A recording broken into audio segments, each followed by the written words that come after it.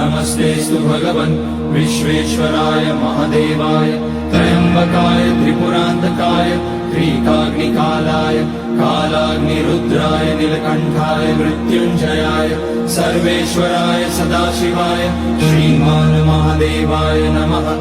ॐ नमः शम्भवाय च मयोभवाय च नमः शङ्कराय च मयस्कराय च नमः शिवाय च शिवतराय च।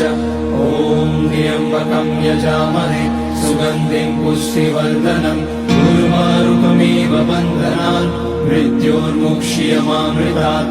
नागेन्द्रहाराय त्रिलोचनाय भस्माकराय महेश्वराय नित्याय शुद्धाय दिगम्बराय तस्मै नकाराय नमः शिवाय।